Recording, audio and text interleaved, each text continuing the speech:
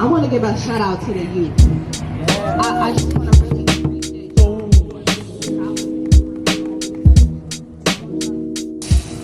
This is Poor Magazine Youth Media Research Project.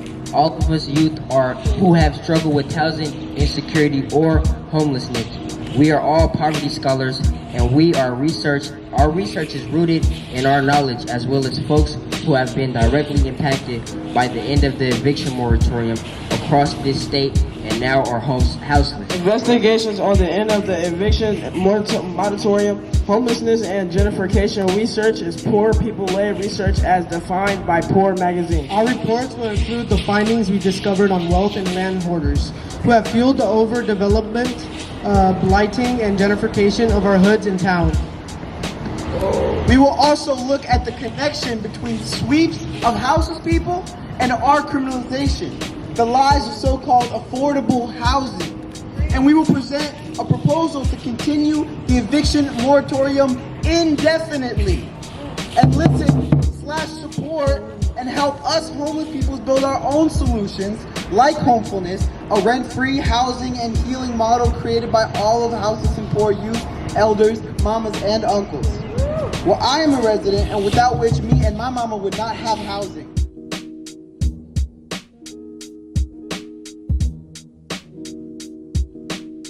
Lots of people become houseless in our own hoods because of eviction or increase in rent prices.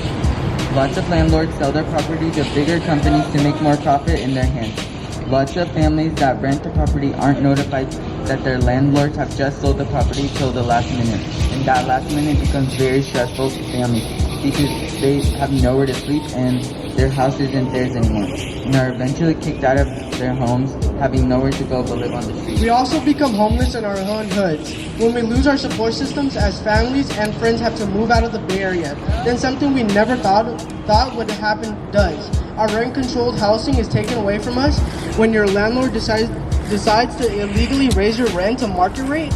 We are forced out on the streets after being evicted and are unable to raise enough money to pay the exorbitant fees it costs to get a new home. One way we become houseless is rich people buy apartments in our neighborhood and flip them and start to evict people to get more rent.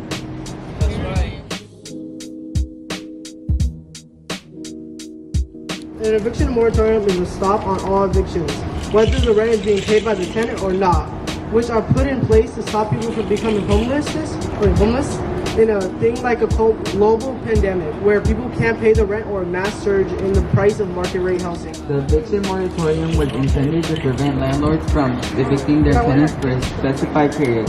However, rent payments may continue to pile up for tenants. Alameda County is going to deal with rent prices towards rent, and this impacts residents because the increase in rent price money will lead us to have to live in the streets. How many people are already homeless in Oakland, California?